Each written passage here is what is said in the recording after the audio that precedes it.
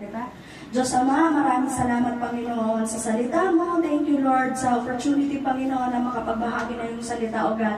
Panginoon, tulungan mo ako at itago mo ako sa iyong likuran, O God. Humble me as your servant, O God. And Lord, speak to our hearts, Panginoon. Kausapin mo ang bawat pusong narito, Panginoon. Dalangin ko po maunawaan namin ang iyong salita at yung mensahe ngayong hapon, O God. Lord, ikaw yung pinapupurihan at we honor you in this place. Maghari ka, Panginoon, sa lugar na to. Maraming salamat, Panginoon. Gawin mo lamang, Panginoon, ang nais mo ngayong hapon, O God. Maraming salamat, Diyos Ama. Thank you, Lord. We bless your name in Jesus' name. Amen. Sige po. Salamat po. Energy, salamat. Baby boy. So, ayan po. Sige po kita sa picture bago. So, ayan po ang picture kung saan ini po si babae. Ano nga ni po dahil, sabi po sa binasa pig-describe sa Lucas na ang babae po ay, ano po naman, nasa verse, makasalanon. So, makasalanon po datong babae. So, ang event po, araw po siya kayo may, sa sarong karakanan, may nag-invite kay Jesus. So, ang nag-invite kay Jesus, Isay po, down po sa verse 36. Si Say po nag-invite kay Jesus para sa karakanan. Sabi po sa verse 36, inanyayahan si Jesus, isa sa mga, ito po yan para sa iyo. Sinda po itong nangangarang ni tataramo ng salita ng panahon. Sinda po ito yung mga, ito may araw po kaya nagtutukdo din po sinda ni Word of God sa temple. So, ayan po, in-invite si Jesus na magkakaan. So, ito po, si Say po ang naimbitahan sa mga birthday, sa kasal, or naimbitahan po kita. Gabos man po kita naimbitahan. Diba? Maumawag po baga ma-invite, ano? Yeah. Pero what if they can invite? Ano nga niyo po ako dyan itong they can't in-invite pero ma-attend ka? Yan, salamat po sa rami. Pag they can, they can birthday ko, tapos nagduman ka lang sa event, tapos ano ka, ang ako dyan gate crusher ka, diba? So, ini si babae, dinescribe siya na makasalanon, pero po, ang sabi po hindi sa istorya, ano pong sabi?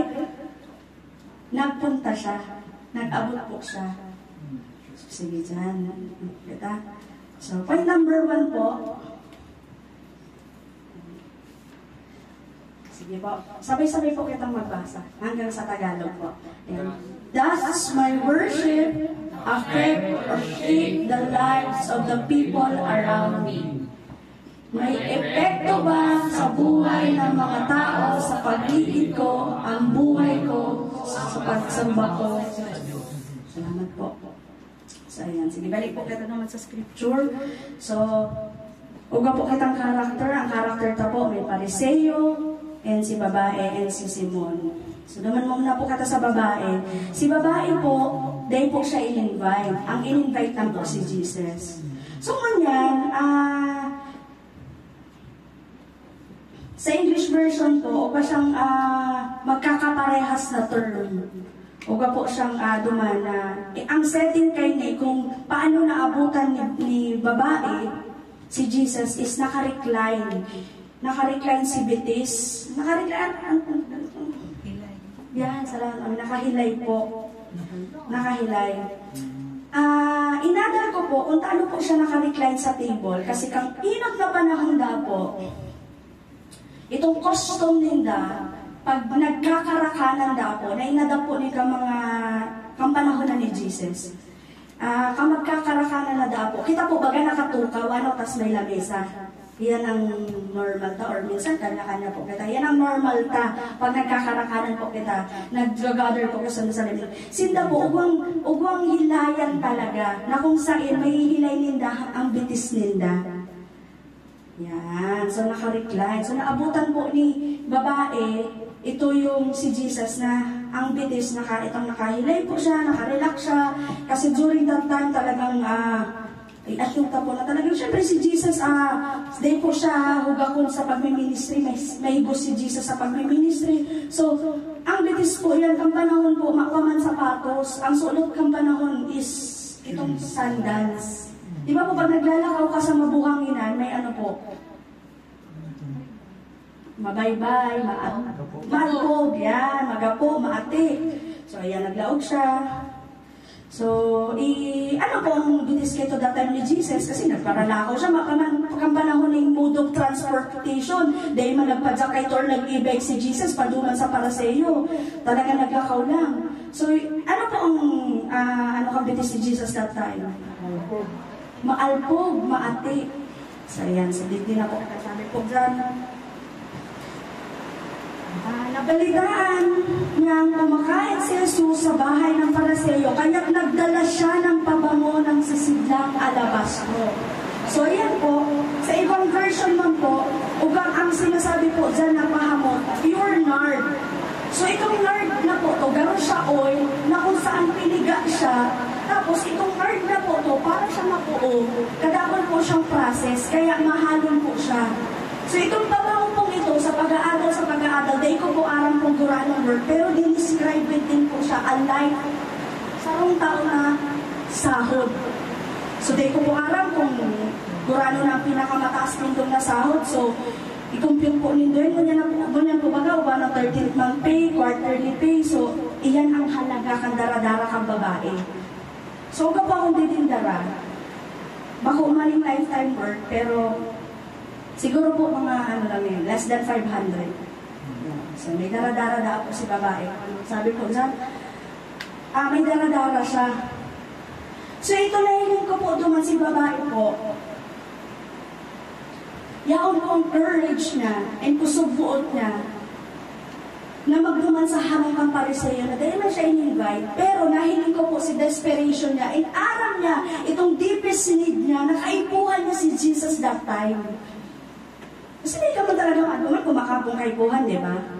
So, kita po mo yan, i-assess na po sa mga puso ta, sisay ang kaipuhan ta, ano pong hinahanap ta? Ano po kita nag-ibdi?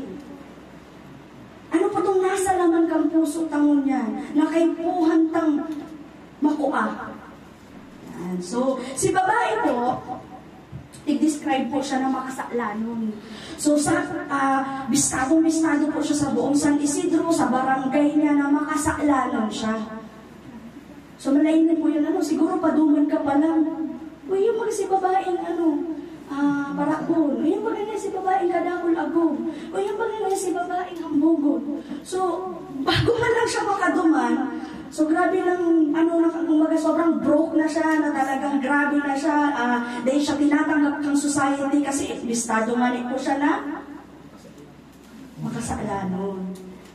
So, grabe po. Pero, po dyan, nabalitaan niya. Si Sabre din, nabalitaan, na church, igdi sa San Isidro.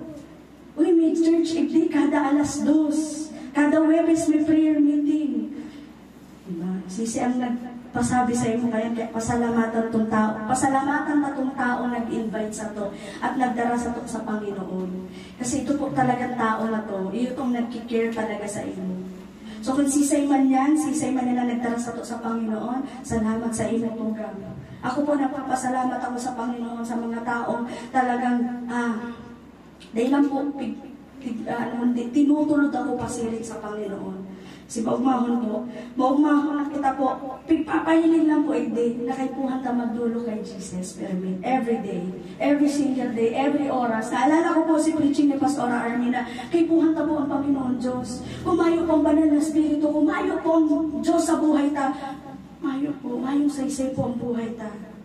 So kita po, gaano po kita igdi ka, kahit po bagang, ako dyan, ito yung ito talaga pong yaong ka sa mood ka kang buhay mo na talaga papakumbaba ka sa Panginoon na Lord, nag-igdi ako para sa inyo, Panginoong Jesus.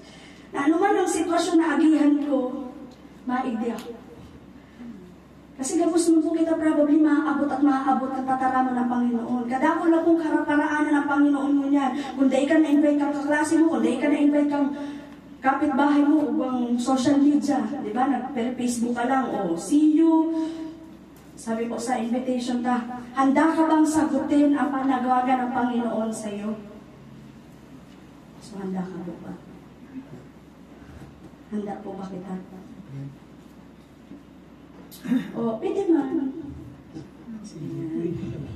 Sige, pwede, salamat po. So, thank you, Lord. So, gabos po kita, sabi po, dyan nabalitaan niya, kumakain si Jesus sa bahay ng Pariseo. Kaya, ano po ang magayon? Kaya, kita po mo niyan, ano pong daradarata para sa Panginoong Jesus?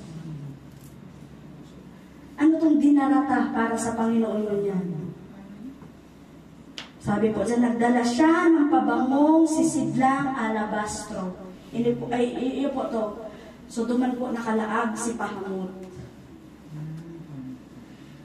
Tapos po, ano pong ginibo niya? Lumapit siya sa likuran ni Jesus sa gawing paanan. Dahil gani po, tinag siya na makasalanon. So, nag-respond siya duman. Aram niya, ang deepest need niya, aram niya na makasalanon siya, aram niya na si Jesus lang ang makakapag-ayos ng buhay niya, na si Lord lang, aram niya na pag nagrally siya kay Jesus, maaayos ang buhay niya. Dawa po masakit. Padagos po kita magrally sa Panginoon. Kasi po ang pag-worship ta po sa Panginoon, so bago po baga sabi dyan, lumapit siya, tapos pakalapit na po, duman siya sa paanan ni Jesus. Pagkatapos po, sige po, madagos po kita. Umiyak siya. Umiiyak na binasahan ng kanyang mga luha ang mga paa ni Jesus. So, umiiyak na po siya. So, iyan po, sabi po dyan, umiiyak siya dahil takot siya sa mga Pariseo or takot siya kay Jesus. At hiling po rin kung ano po siya nag-iibig. Aram po yung mga nagpapakay sa pag nagpapa-altar po. Ano po? Nagpapakumbaba, tsaka po? Nagahagad kapatawaran. So, hindi pa lang po, dahil mo po dinescribe dyan na nagrally siya kay Jesus, na takot kaya siya nag-ibig. Nag-iibig siya kasi dahil po, aram niya makasalanan siya, nagrally siya sa Panginoon, inamin niya na makasalanan siya. Aram niya na kaipuhan niya si Jesus. Aram niya na si Jesus lang ang makakabuo sa iya. Aram niya na pag nagdulog siya sa Panginoon, bakong condemnation ang nararanasan niya. Dahil, kapag ang nayasi, makasalanon. Ano pong sabi? Ano pong ginibo niya? Nang ito'y makita ng, wait lang. Ano po ginibo niya? Pinunasan niya ng kanyang sariling, wait lang, duman muna po kada sa binuhusan ng Umiyak siya at lumapit sa paanan ni Jesus at hinugasan ng kanyang luha ang mga paa nito. Tapos po, pinunasan ng kanyang sariling buhok ang mga paa ni Jesus. Hinalikan ito at binuhusan ng pabango. Sabi po dyan sa point number 1 na, ang buhay na daw kaya, nakakataunag ako kita ng pag-worship sa Panginoon. Kasi po, di ba po sinabi dyan na si Maria ay nag-worship ng kantang araw kay ni. Aram po nindo, saro po sa mga worship na kaya ang libuho is magdulog sa Panginoon. And the highest form of worship is sunodon kung ano po ang gustong libuho ni Lord sa buhay ka. Nagrani po siya sa paanan ni Jesus. Sa pagrani niya po,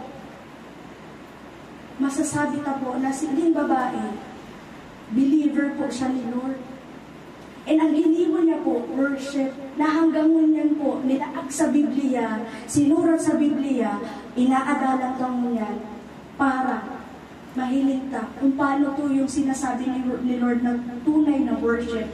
Kasi po, ang tunay na worship na dawa nakuhulugan ka, nasasakitan ka, nagpapadagos ka, nagpupuri ka sa Panginoon, itinataas mo ang Panginoon, na dawa sa buhay mo, nawawalan ka ng pag-asa, hiling mo, inihiling mo pa rin si Lord, na Lord, ika ang living hope ko, na kung ano man nimamatian mo, na Lord, nagtutubod ka, na Lord, ika po ang mapagaling sa ko. Ano man sitwasyon ka buhay mo, in any season of our life, dahil man nagbago po ang Panginoon, and never po siyang nagbago. Kita po ang nagbago. Kita po ang nagbabago. Ito po, ano ba ito? Balik po kasi sa point number 1, basahin ko lang po.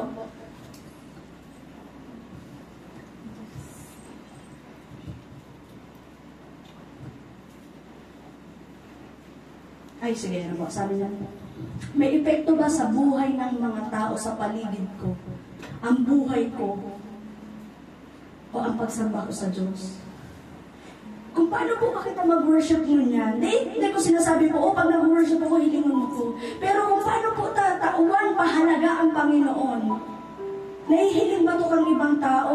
O other term or likewise na kabaliktaran na nahihiling ka na nakakadaog ka ng Word of God, binago ka na ni Lord, pero nagbalik ka pa din kung sa iyong pinalaya ng Panginoon. Pero sabi po dyan, ang pag-worship na dapat po sa Panginoon is talagang, ito po talagang magkakauba po kitang change of heart. Dahil lang po kita mahibi, dahil inaakot ka ng makasalanan ta, kundi magkakauba po kitang, mababago po ang kaisipan na, Lord, patawaran mo po. Makasalanan ako. Pero magayunan po ang attitude kang babae kasi despite na aram niya na sinasarabihan na siya na makasalanan siya, yaong pa rin ang pag-persevere niya sa pagrani sa Panginoon. Na dahil siya nagduwa-duwa na magrani sa Panginoon. And may ginibo siya. Uga po siyang act. May action siya. Ano pong ginibo niya? Binuhusan niya ng pabango ay nag-ibi po siya. Sabi po dito sa bago, makati ang bilis ni Jesus ka. Ano po, diba? Naglakaw. Halik sa paghayo. So, tayo po niya ininda to na maakti ang ano ni Jesus. Nag-ibig siya. And sa pag-ibig na po, daing na lang po, usually po, kapag basa ang sarong bagay, ano pong ginagamit para pampunas? Yamit or labakara po or ano something, di ba? Siya po, ano pong gamit siyang pampunas sa sariling buhok? Ang buhok po, nagsisimbolo po siya ng crowning glory ka mga babae. So kaya ayusin na mga doctors. So yan. And ang pabango po, sabi po sa Numbers, sa Old Testament, 15:13, di ko po sure kung dyan, na sinasabi po dyan, si Lord, si God, si Yahweh, gusto niya tong burnt offering na kung saan ginagamit para maging incense sa throne niya, mabangong samyo. Kita po, ano na natauta sa Panginoon na masasabi na, Lord, this is for you. Use it as an incense to your throne. Kasi po, baga ang pabango, mapahamot po ako, pero bako hindi. Di ba po? Medyo mahagis lang po siya. So, pag nagpahamot ka po, ano pong mapaparamdam do? Mahamot. Mahamot. Depende sa sense kang pahamot na gusto ta. So kita po, pag binuksan ang puso tamon niya, mahihiling talaga kaya ang pag-worship ta na tunay kitang nag-worship sa Panginoon. O nagpipikik-pikian lang kita ng nagkakanta-kanta, pero deep inside the heart na gusto ta na mag-uli, naboboring ka na. Kasi ang tunay na pag-worship po sa Panginoon, talagang itatao mo ang gabos kasi naunawaan mo na you are a sinner, tapos tinanggap ka ng Panginoon, hindi ka niya hiniling na makasalanan. Hiniling ka niya.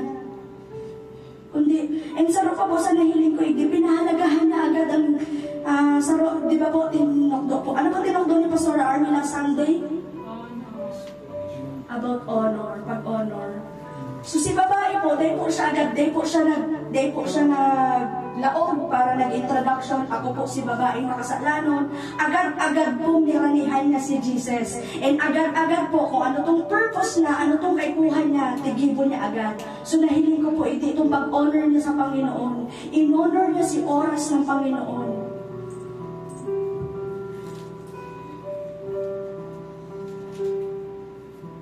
Sige po, maduman po kita sa Isaiah 63:7.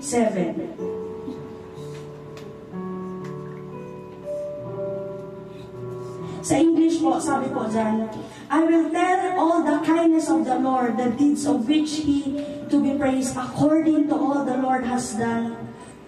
Yes, many good things He has done for Israel, according to His companion and kindness. Sa Tagalog po, sabi po dyan, aking sasaysayin ang pag-ibig ni Yahweh na hindi nagmamaliw. Pupurihin ko siya sa lahat ng bagay na kanyang ginawa para sa atin. Tunay na kanyang pinagpala ang bansang Israel dahil sa kahabagan niya at wagas na pag-ibig. So may hilinta po na grabe po kita kahabagan ng Panginoon, na grabe po itong kindness niya, yung mercy niya, yung grabe po ang pagmamahal ng Panginoon, His reckless love of God, His amazing love, na talagang nakakahibit po kapag gabos po kita, naunawaan na kita hindi makasalanon pero pinadangat ng Panginoon.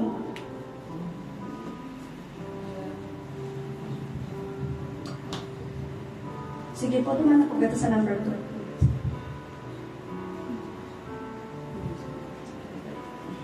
Sabi po dyan, makikita ba ng mga tao sa paligid ko ang buhay na Diyos sa buhay ko? Do people around me recognize God's presence? Sabi po dyan, nang ito'y makita ng Pariseo, nag-anyaya kay Jesus. Ini po itong nag-invite kay Jesus na magkakan. Sabi po, nasabi ito sa kanyang sarili, kung totoong propeta ang taong ito, si Jesus po nire-refer niya. Alam niya ba ang babaeng humahawak sa kanyang paa ay isang makasalanan?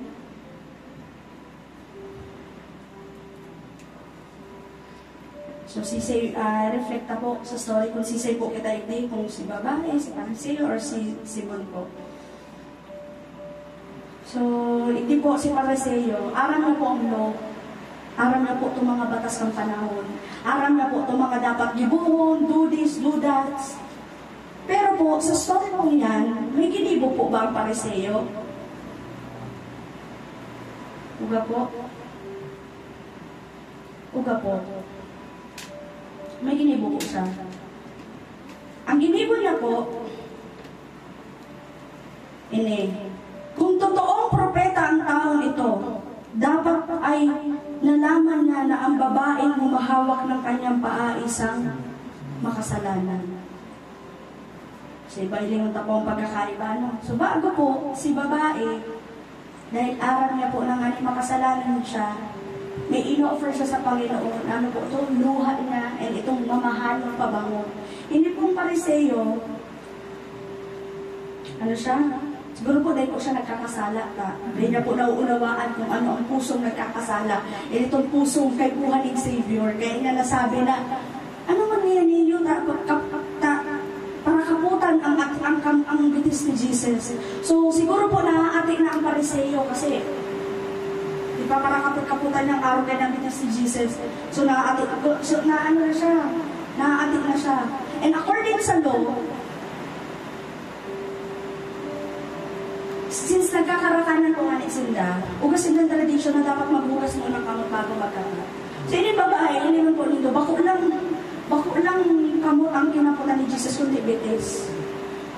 So minsan po sa buhay ka, aram ka po ang law, aram ka po, diba, na aram ka na bawal tumawid, nakakamatay. Aram ka po, minsan na bawal, minsan, aram ka po na bawal maghambog.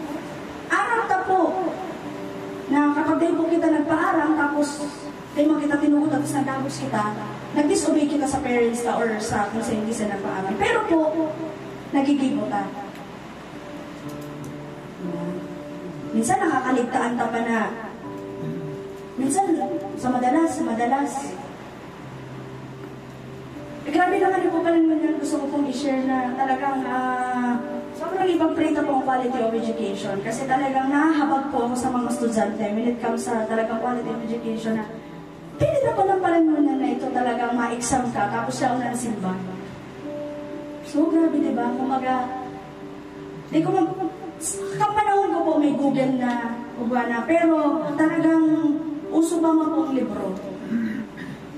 So, ganyan po, kita, i-reflect na po. Di ba tinukdok po sa to, ito yung endure and itong pag-endure.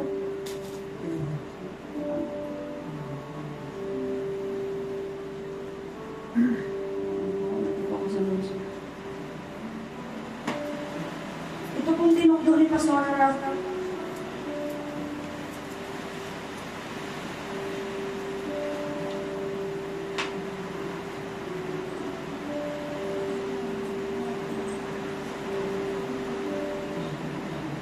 Babalik ako po, dyan alam lang po. So kita po, minsan sa buhay ta, gano'n ka po dinidisiplina ang sarili ta? Or paano po kita nagpipress in para makarami sa presensya ng Panginoon? Kasi po, itong anointing na mararanasan ta, or rarong na mararanasan ta, is nakadepende din po sa rarong kapag i-spend time ka sa Panginoon. Kung anong ginigibot ka po sa private life ka, may hiling po yan in public. So kung ano pong ginigibo mong kasalan in public, malamang sa malamang may hiling po yan in public. Ay, sorry, baliktad in private po Kung nagtatago-tago kita, nagtatago-tago kitang naghahambog, kung nagtatago-tago kita na magkupit, na-expose. Ayan, salamat po, Pastora. Kaya kung ako mo ma-expose, ngunyan pala mag-repent ka na. Diba? Ngunyan pala mag-amin ka na, nagkasala po kaya ako. Kaya maghanap ka pong accountability partner. Pumayo pa po maghanap ka ng ma-disciple sa iyo. Yan. Kasi malamang sa malamang may expose ka, kaya magugulat ka na bigla na lang may hiling mo mag-agi na mamantuyo. Dahil makukubalan ka. Diba? O ba pong story na dahil ko pumalinawan itong habang nagpipreach pa sa ko. Si Smith Wigglesworth, siya po, nagbiyahe po siya. Revivalist po siya. So, nagpipreach po siya sa iba-ibang lugar para po ma-revive ang sarang lugar. So, nag-ano po siya, nag-train.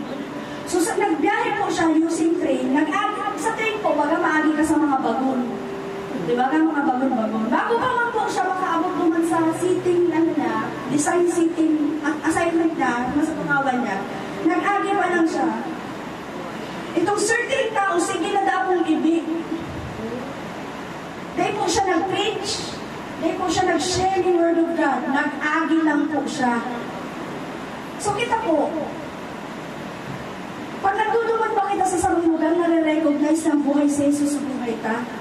O, pero perpetuan mo kasi Lord nun yan. Kasi po kapag puspos po kita ng banal na spirito, napaka-evident po yan sa buhay ka. May hihiling at may hihiling po yan sa mukha mo. Maguglog ka, may hiling na maugmahon. Kaya dito po sa Tarbi, nakangiri, pero may maugmahon. Sa simpleng bagay, ugmahon na siya. Diba? Grabe na ang hirit niya. Ano po, napaka-evident ang banal na spirito sa buhay niya. So dito po, sisay po ang mas nangingibabaw sa puso tangon niyan. Ang banal na spirito o ang kasadiring kalooban ka?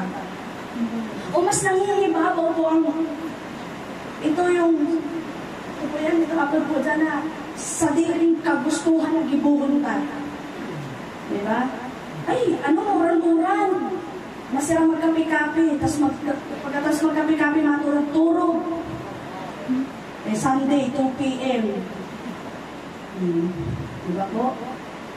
Nasasara po kita at isasara po kita. So just si God po, ano po siya, righteous God siya, just God po siya. Aram niya po at aram niya po ang kondisyon ng puso ang ngunyan.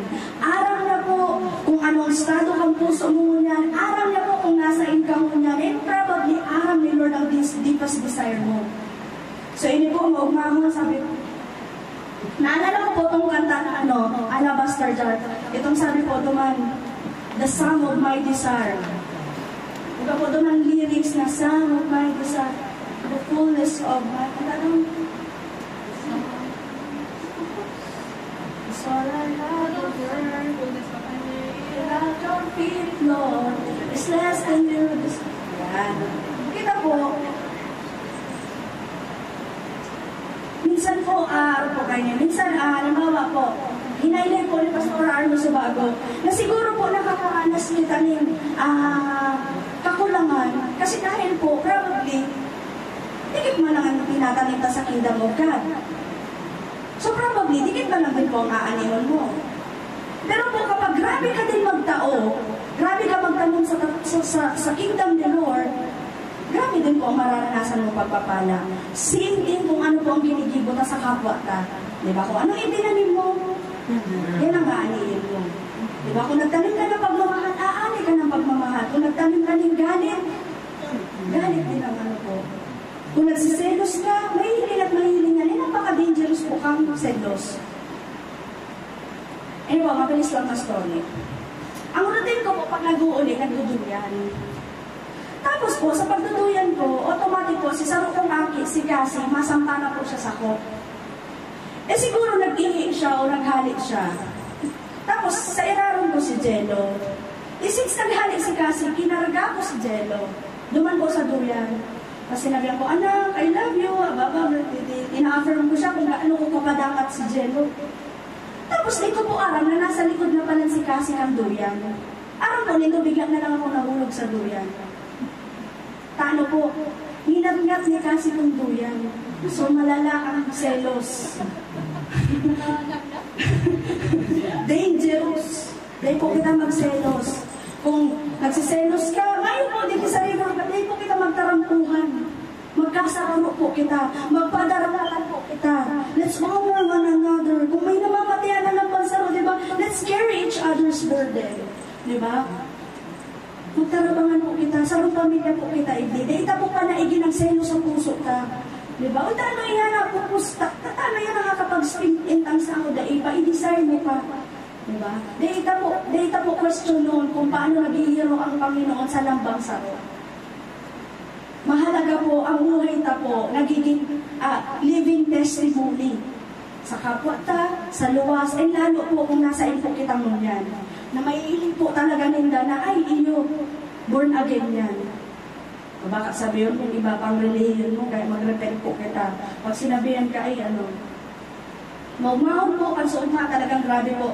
Grabe ang handaan. Grabe po. Pag ulit ko talagang sobrang traffic, grabing tao habang ng sinalilon. Tapos po, basag mo po ako. Masira po si Milindalan eh. Itong sarong-harong na inagihan ko, sabi kang ninong ko po siya, sabi niya, aba, kain na. May nagsabi pong saro, sabi niya, hindi manginin makakang, tabor na din nga. Sabi ko po, salamat po. Pero nabuli na po talaga ako. Pero po, nagpadara pa rin po si nakakanon sa haron. Pero po, dahil po ako naglaog naman, nagdagos para, kung ako po, kahit siguro kung ako, kahit na talagang dahil po kumahan sa makakanan ako. Pero po, against sa conviction ta, against sa pananampalataya, dahil ta na lang po gibuho, na hali-hali ta pong inalagaan ang pananampalataya mo, sa sarukar kanon, sa sarukar ni, i-ribay mo. Data po i-ribay or i-trade ang sarong bagay na bako man for eternity. Duman po kita sa mga bagay na makapanglangit. Diba? Kung natitem ka mo na tinitem ka, ang kaluyahan ta is, sabihin na po arak, beer. Kasi probably, ititem kita. Pero po, di ko po sinabi na babayaan ka ni Lord dyan. Pero po, tatabangan ka ni Lord to say no.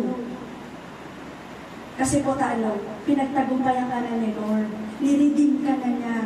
Kung mas nangingibabaw ang pagmamahal ni Lord, madali ka pong magsabi na daabok ko na kasi po habo mo pong mapasiring ang kaluluwa mo sa impyerno. Kung ngunyan pa lang po, gusto ta ng mapa-impyerno, siguro po adal-adalan na ng mainit na panahon. Pero kung dahil po kita tuon, dahil ta na po.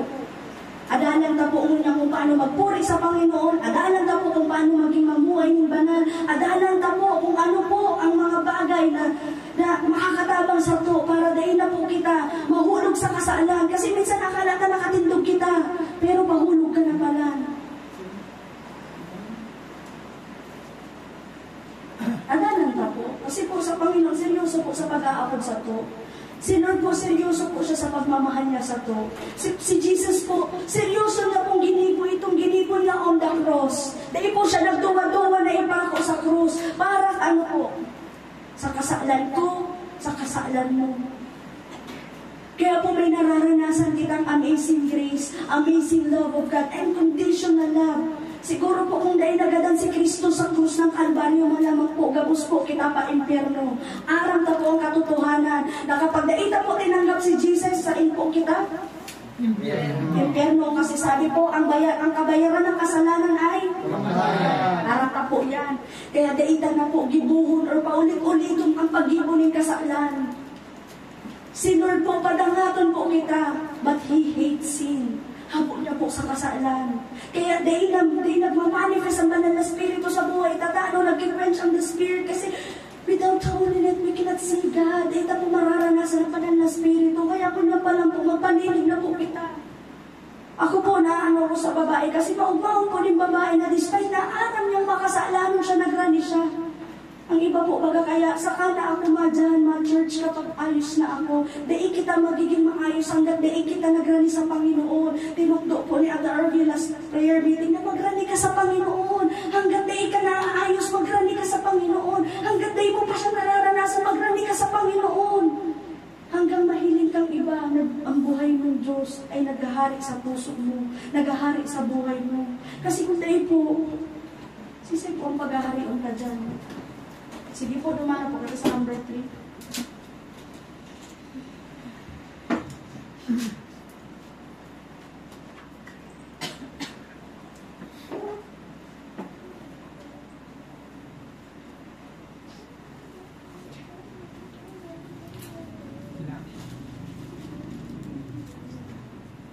Masasabi ba nila na may bago sa akin? Sabi po dyan.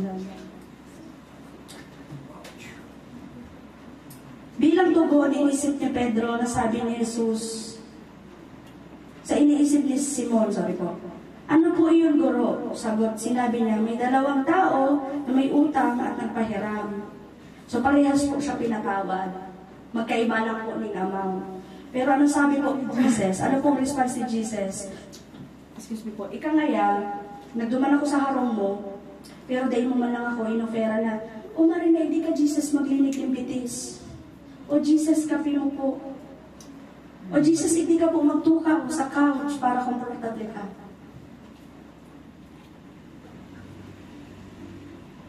Si babae po, bako niya man harong, pero po anong ginibo niya? Grabe na po paglikuran ng Panginoon. Nakadepende po sa pagtatauta, pagre-response sa kung paano tahilin mo ng Panginoon mo yan. Sisay siya sa buhay mo. Kasi nakadepende yan kung paano po kita ma-respond sa Panginoon.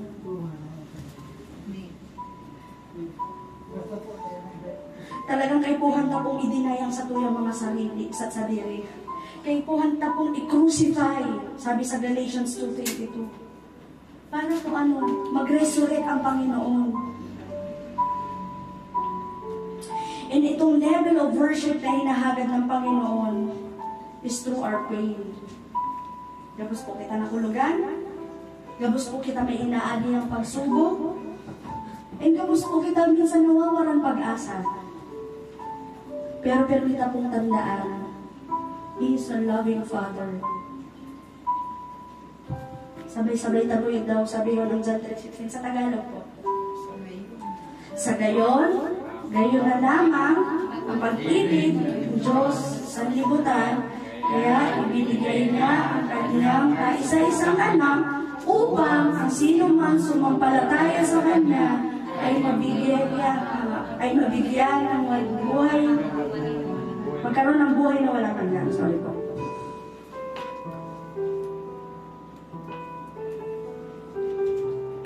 Sabi po dyan, gayon na lamang ang pag-ibig ni Lord kay Jane. Kay Joseph. Kay Joseph, welcome home, brother. Kaya itinauna si Jesus. Gusto na pong maranasan ang kapuspusan ng Banal na Espiritu, itong fullness of His presence. Gusto na po. Manyan po, sarabay po kita. Iribahan po kita. Mag-atubang po kita sa kagurangan. Ipasurit na po ang puso ta. Sabihin na po ang kondisyon ng puso ta. Malamang po, nahihiling po kita ni Lord. May x-ray sa langit po. May CCTV. Aram po ni Lord ang ginibo ta sa private or sa public man. And aram ni Lord ang iniisip mo yan. So, ang kapot po, Brad. Balikan na itong ginibo ni Ate Lucy. Tutugon ka ba? Kaya mo bang tumugon sa panawagan ng Panginoon mo yan? Kasi po, ang pagsunod kay Kristo may cost.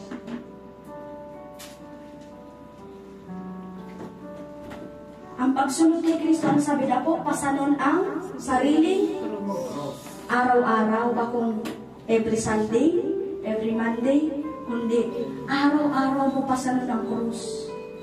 Kung hinahangad ta po na maranasan ta ang Panginoon mo niyan, gabos po kita, pati po ako. Mag-repent sa atubangan ng Panginoon. Kasi may hihiling ta po na His grace is always sufficient for us. Sapat ang grasya ng Panginoon sa buhay ta. Ako nga rin po nakakatindog mo niyan dahil po nakaibuhan ko magtindog, kundi naunawaan ko po na dahil lang po sa habag at grasya niya. Dahil po, dahil worthy ako magtaram sa atubangan, hindi kundi dahil sa grasya at habag niya.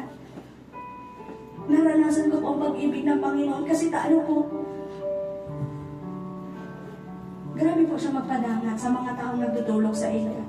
And grabe na po abuton kita kung tunay po kita mananampalataya sa ila. Iyo man na po yan ang itutugdo kong hapon. Salamat po. Kailangan po kita sa pagtindog sa Panginoon. Let's worship the Lord po. Itauta po ang best at best na para sa Panginoong Jesus.